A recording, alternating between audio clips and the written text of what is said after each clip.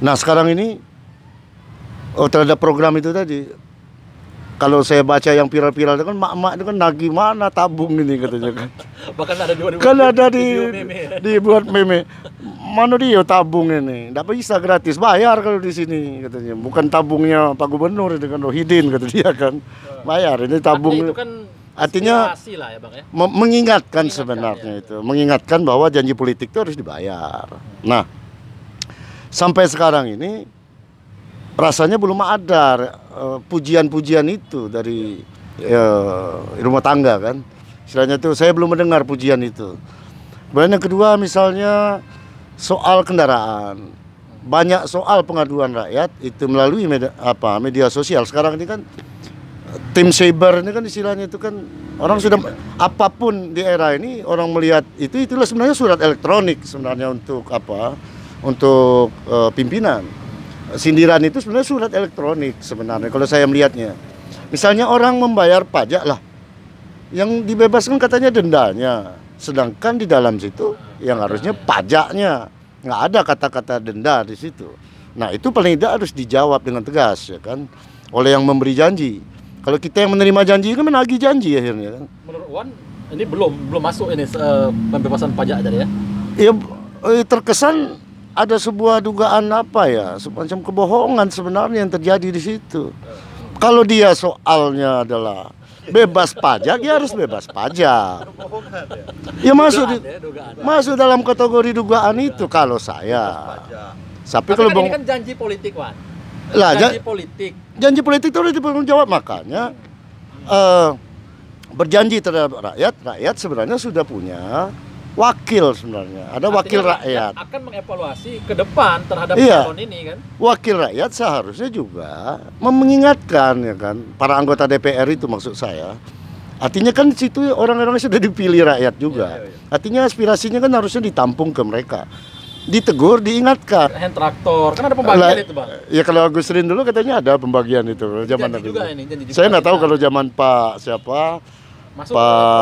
Siapa namanya gubernur ini Pak Rohidin Rosjonsa. Jadi artinya ini harus dievaluasi. Rakyat menanti ya Bang ya? Enggak, dievaluasi, mengingatkan, mengevaluasi dia ini bahwa janji kamu itu belum dibayar sebenarnya. Siapa yang mengevaluasinya? DPR boleh. Orang kayak kita ini mengingatkan boleh, kan? Iya. Sebagai orang yang punya hak suara waktu itu kan. Karena terpikat janji-janji kalau milih kan belum tentu kan. Dia berkampanye di depan publik, disiarkan secara langsung ya kan, baik daerah maupun nasional. Dan ini juga masuk berita kemana-mana. Iya, ada. Saya hanya sekedar mengingatkan kepada orang dua ini, seharusnya tepati janji itu. Ya kan, jangan capai menjadi hutang dunia akhirat. Berhutang di dunia, di akhirat akan ditagih oleh Tuhan juga. Kan? Bang, ini kan periode Pak Rohidin dan Pak Rosjonsa ini kan masih panjang nih kan, ini kan baru jalan 120 sekian hari kan, ini masih sampai berapa tahun lagi kan. Nah dari program ini Abang Aizan sebagai masyarakat Bengkulu melihat bahwa ada nggak program-program yang agak sulit terrealisasi sampai akhir jabatan misalkan gitu? Saya nggak inilah di soal program dia itu urusan dia lah menurut saya. Yang penting program itu laksanakan ya. Kalau sulit mohon maaf ke rakyat ini supaya nggak jadi hutang dia kan. Minta maaf kepada rakyat. Minta maaf lah kepada rakyat bahwa dia tidak mampu sebenarnya. Paling rakyat akan mendemo dia nanti kan. Paling itu. Jadi jika tidak hukuman mampu, terberat di dunianya kan. Jika tidak mampu ya minta maaf ya Bang. Ya maaf kepada publik bahwa dia salah kan. Salah di dalam menerjemahkan itu. Artinya apa? Dievaluasi oleh tim kampanyenya dia waktu itu. Karena kan pasti bukan dia sendiri yang buat. Maksud Abang Aizan itu mungkin poinnya jangan sampai janji program itu dugaannya hanya untuk mendulang suara. Itu yang nggak boleh itulah. Makanya boleh, kan? Saya bilang tadi itu ada sebuah kebohongan jadinya kan. Iya, dugaan orang ini menjadi kebohongan kalau itu tidak dilaksanakan. Kalau itu dilaksanakan pasti mereka dapat pujian rakyat, kan? Ya. Bukan caci maki rakyat kan. Nah yang terjadi sekarang evaluasi, ada yang mengutuk-ngutuk dari semua lini, ada dari Facebook, ada dari meme-meme yang seperti Melian bilang tadi kan. Disebar di WA di mana-mana. Nah, kenapa? Karena sebentar lagi kan akan ramai lagi soal konstelasi politik di 2024. Jadi artinya paling tidak rakyat sudah bisa mengevaluasi sejauh mana sebenarnya kepemimpinan Pak Rohidin sekarang bersama Ros Jonsa untuk kedepannya paling tidak kan ada catatan-catatan khusus kepemimpinan. Nah artinya apa? Sebagai orang apa yang dipercaya rakyat, kalau saya melihat harus dilaksanakan janji itu dan mengingatkan lagi karena itu adalah hutang dia terhadap rakyat. Laksanakan. Kalau seandainya pajak ya pajak, jangan pula pajak berubah jadi denda kan. Kalau stadion mini yang ada di setiap kecamatan, Provinsi Bengkulu. kapan ada peresmiannya di setiap kecamatan? Ya. Diresmikan lurah, camat Dan itu misalnya. mestinya harus dilaksanakan ya Bang. Karena janji politik. Ya karena kita belum pernah mendengarnya, bagaimana dia mau melaksanakan? Nggak dilaksanakan sampai sekarang. Saya nggak tahu kalau sudah ada perencanaan ngukur-ngukur tanah apa segala macam, kita nggak sampai ke situ. Ya tabung gas tadi, yang mencolok saja lah, yang bisa kita rasakan. Bagian traktor. Nggak tahu kalau saya mungkin Peri ada dapat tabung gas nggak? Sudah pernah dapat belum? Programnya. Hah? Kalau dikasih mau? Dia tolak aja karena Peri mampu kan. Jadi paling tidak itu sajalah, jangan sampai nanti kita tendensius kan. Ya. Saya khawatir mereka tendensius. Wah, Tapi ini yang jelas kita sebagai masyarakat mengonyek saya nggak ada, mengingatkan. mengingatkan. Sebagai warga kota di sini. Warga Bengkulu ya. Iya, warga Bengkulu yang peduli terhadap provinsi ini. Jadi paling tidak kita di Kecamatan Nasional juga baik pimpinannya kan. Jangan sampai bilang orang janji politik aja nggak dibayar, gimana? Itu satu kan. Kemudian yang kedua, penilaian provinsi terbaik, ada penghargaan apa enggak selama ini? Kalau dapat penghargaan ya perlu dievaluasi penghargaan apa ya kan. Baik. Karena banyak hal yang belum lagi terrealisasi kalau Bang menurut Izan, saya. posisi kita sekarang ini menjadi provinsi termiskin kedua di Pulau Sumatera. Nah, itu sudah lama. Kalau Pernah soal miskin. menjadi nomor 1, sekarang nomor 2 kan. Ya mau nomor 2, nomor 1 yang penting capnya miskin gitu kan. Baik. Jadi banyak hal yang mesti harus Evaluasi. saya tuh terus terang aja. Kalau dapat misalnya laporan kinerja terbaik itu apa namanya itu WTP sebagai penghargaan lah. Saya nggak paham itu bagaimana cara menilainya masalah itu, kebetulan persoalan masih cukup banyak. Nah saya tertarik dengan Bung Peri tadi, jadi artinya memang evaluasi keberhasilan maupun hal yang belum, memang itu harus diinformasikan kepada publik. Jadi capaiannya apa saja dalam program dia harus tanggung jawab, harusnya seperti itu. Nggak usah takut-takut, kalau memang kelemahan dia tunjukkan bahwa kita lemah. Yang mana yang kuat sampaikan ke rakyat, seperti itu. Artinya Gubernur Bengkulu harus menyampaikan capaian, lalu kemudian jika kemudian tidak mampu betul, minta maaf ya. Ya kalau tidak mampu ya bagaimana lagi? Ya minta maaf itulah jalan keluarnya. Kalau enggak nanti orang pasti akan mengutuk keras ya kan. Daripada menimbul dosa. Nanti misalkan ada pendukung dari Gubernur Rohidin Mersa ingin membantah kalimat Abang itu menjadi bagus. Ya lebih bagus. Lebih bagus ya. Lebih bagus dibantah memang. Baik. Kalau nggak dibantah justru ya kan. Ya kan? Baik, Kalau Bang dibantah berarti ada evaluasi. Ayo kita duduk Kita tambahkan sama-sama. ke Bung Ferry lagi. Ya. Nah, Bung Ferry mungkin ada tambahan berkaitan dengan kondisi hari ini. Banyak sebetulnya harus kita evaluasi dan sepertinya Provinsi Bengkulu belum jauh dari ketertinggalan. Ya. Dalam artian provinsi kita masih termiskin. Kedua kan, padahal kita menginginkan sebagai pemuda Bengkulu, Ya. Bung Ferry sebagai tokoh pemuda Bengkulu, saya juga sebagai orang Bengkulu menginginkan bagaimana provinsi kita Bengkulu menjadi ya provinsi terkaya lah, Ya. mestinya kan. Tapi ini belum beranjak namanya. Iya, sebenarnya gini ya, Bengkulu nih ketertinggalan ini sudah lama. Sudah lama isu itu, sudah bertahun-tahun yang dulu. Yang bentar. Jadi khususnya kita sangat berharap Bengkulu ini maju. Ya. Dengan Linggau aja, Lubuk Linggau, kita sangat ketertinggalan. Itu kota. Apalagi Palembang. Apalagi Palembang kota-kota besar. Jadi jangan sampai lagi isu-isu dari luar masih disampaikan Bengkulu tuh mana, Bengkulu tuh tidak tahu, Bengkulu ini terkenal dengan korupsinya, dengan kekerasan perempuannya, pelecehan seksualnya. Nah, dengan yang buruk-buruk gitu. Nah, kapan yang bagus-bagus? Apa ada hal-hal potensi yang banyak yang tidak dikembangkan? Mungkin Peri yang bisa karena dia bergaul cukup banyak di lintas komunitas segala macam.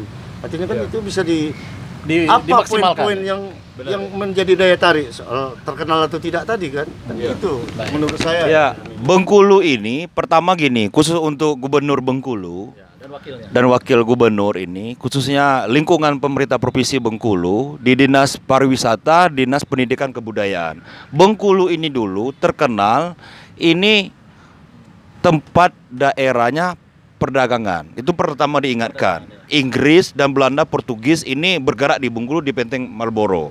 Nah, kawasan Benteng Marlborough ini di Tapak Badri itu benteng terbesar di Asia Tenggara, Bang. Itu pertama diingatkan. Nah, ini tidak pernah difungsikan secara baik oleh pemerintah Provinsi Bengkulu.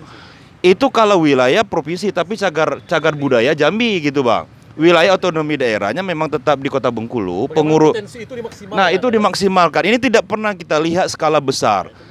Terus seperti peninggalan-peninggalan cagar budaya Bengkulu, berbagai macam nih, benteng-benteng Fort York, kan berbagai macam ya yang ada di Bengkulu. Itu potensi pertama. Bengkulu bisa dijadikan tempat pariwisata sejarah seni budaya gitu.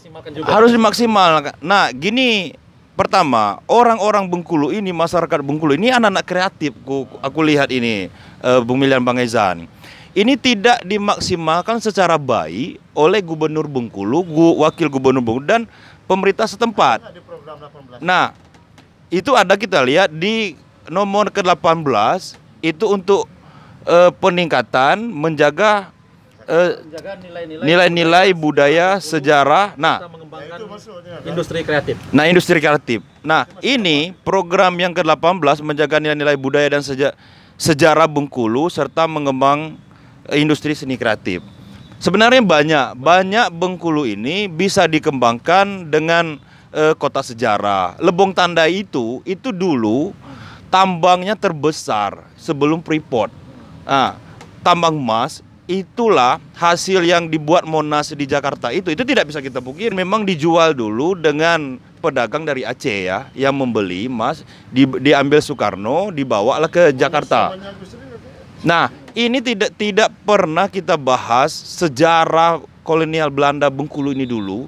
Ini kan meninggalkan jejak-jejak histori yang memang besar, Bang. Artinya potensi wisata historis. Histori dan tempat-tempat pariwisata daerah yang lain ini sudah mulai dimunculkan ini. Nah, ini siapa yang bisa melaksanakan? Anak-anak kreatif Bengkulu. Nah, ini harus dimanfaatkan secara baik, harus dilibatkan. Kedua, Bang, persoalan di lingkungan. Kita dekat dengan teman-teman NGO lingkungan Bengkulu, ini persoalan lagi, Bang.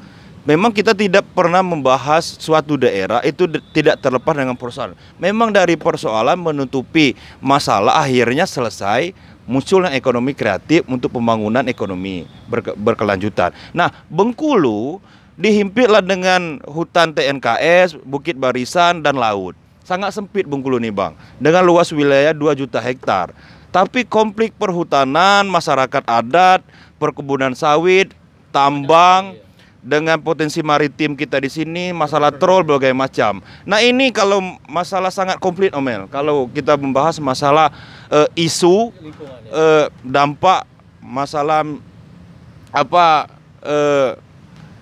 ribut nih, kalau kita konflik nih lingkungan nih. Nah, ini juga jadi persoalan.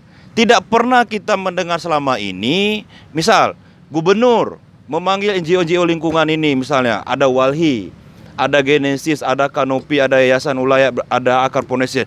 Duduk bersama kita membahas masalah lingkungan Bengkulu. Bagaimana lingkungannya sehat, bersih. Itu ada dalam undang-undang gitu kan, undang-undang lingkungan. Juga itu, ya? Nah, kita berharap misalnya gini, ayo gubernur misal gitu. Siapa sih yang di Provinsi Bengkulu yang dianggap berkompeten? Misal Pak Panji Seminar yang kita lihat ya sebagai tim konsultan Provinsi Bengkulu, dia harus menyampaikan dengan gubernur, ini loh masalah di Bengkulu. Nah, dari hulu sampai hilir di Bengkulu Tengah itu masalah tambang ini dari dulu ya, dari dulu belum pernah terselesaikan. Konflik masalah hutan masih juga ini ya. Konflik masalah perusahaan-perusahaan sawit di Bengkulu skala besar masih dengan lahan-lahan masyarakat belum pernah selesai. Nah, ini bertahun-tahun yang pernah kita lihat sampai saat ini belum selesai gitu, Bang. Mestinya gubernur itu PR yang lama itu harus selesaikan. Jadi aset-aset terbengkalai juga. Aset-aset terbengkalai masih banyak benar di Bengkulu. Nah, yang ini kita harapkan khususnya kita sebagai masyarakat mengingatkan, inilah kita peran kita masyarakat mengingatkan gubernur, ini persoalan-persoalan harus kita sampaikan, harus diselesaikan. Kalau kita sudah sampai secara langsung, gini loh masalah, sampai publik sudah kita sampaikan, tidak juga diselesaikan, berarti gubernur tidak bertanggung jawab sebagai pimpinan. Apa hukumannya? Ya tadi, misalnya minta maaf dengan masyarakat, saya tidak bisa menyelesaikan masalah Bengkulu. Clear itu. Jangan dipilih lagi. Berarti masyarakat juga, kita begini. Saya juga sering ditantang ya, kenapa Peri selama ini tidak pernah bersuara, kata gitu. Nah, sekarang saya sampaikan dengan masyarakat Bengkulu, jadi tugas masyarakat pemuda Bengkulu kan harus kita lihat dulu nih, sejauh mana kinerja mereka. Oke. Sampai saat ini untuk mutasi pejabat OPD di lingkungan pemerintah provinsi harus 6 bulan setelah pelantikan. Oke, belum sampai ini Bang. Nah, sembari menunggu mutasi pejabat yang kira-kira pejabat OPD tidak becus, tidak bisa menyelesaikan masalah, pekerjaannya harus dijalankan. Termasuk 18 program ini tadi. Nah, kita sebagai masyarakat, nah, konflik lingkungan, masalah tentang ekonomi kreatif, anak-anak komunitas kreatif di Bengkulu, seni dan budaya berbagai macam, sejarah, cagar budaya ini belum dimanfaatkan secara baik, itu menurut saya. Baik, pegang dulu Bung Peri. Siap. Ini warga Bengkulu rindu dengan suara lantang Bung Peri dan dia bersuara. Mudah-mudahan ke depan tetap bersuara. Siap. Bung Peri. Ya, ini salah satu, saya juga sebenarnya bukannya mau diam selama ini. Ya mungkin ya kesibukan di rumah tangga gitu ya. Ya, tapi saat ini kita sampaikan dengan publik, dengan pemerintah Provinsi Bengkulu, kita tidak ada pembatasan. Baik provinsi, bupati, wali kota, siapapun yang benar-benar yang kita lihat dalam hal ini tidak berpihak ke masyarakat, kita kritik. Kita sampaikan. Mungkin itu. Kita kasih hapus, Bang. Siap. Baik, terima kasih Bung Peri. Mau closing? 1 menit ya? Dikit aja paling beberapa detik. Jadi cuman paling tidak di dialog ini minimal saya cuman menyarankan ke mereka sebagai pimpinan ini akuntabilitas publik. Jadi bertanggung jawab terhadap rakyat. Maka itulah visi misi dan janji-janji politik. Nah, makanya itu kepada Bapak Gubernur yang dihormati masyarakat Bengkulu ini karena sudah dipilih ya kan, tuntaskan jadi politik Anda itu. Nah, paling tidak itulah yang bisa dinikmati oleh rakyat. Oh, janji politik sudah ditepati. Jadi tidak jadi dosa kita semua. Karena akan bertanggung-jawaban di akhirat juga. Dunia Dan akhirat. Baik. Itu aja. Baik, terima kasih Bang Aizan. Ini karena sesuai dengan usia beliau sudah dewasa, jadi pembicaraannya juga dunia dan akhirat. Ya, mudah-mudahan akhirat itu selama-lamanya Bang ya. Dunia sementara. Baik, terima kasih. Mudah-mudahan Gubernur Bengkulu dan Wakil Gubernur Bengkulu bisa mendengarkan dialog yang sangat luar biasa ini, dan mudah-mudahan masyarakat Bengkulu juga mengingat kembali bagaimana janji itu, dan semoga dialog ini bermanfaat, akan membawa Provinsi Bengkulu nanti, harapan kita ke depan menjadi provinsi yang terkaya, bukan menjadi provinsi termiskin kedua di Pulau Sumatera. Assalamualaikum warahmatullahi wabarakatuh. Waalaikumsalam.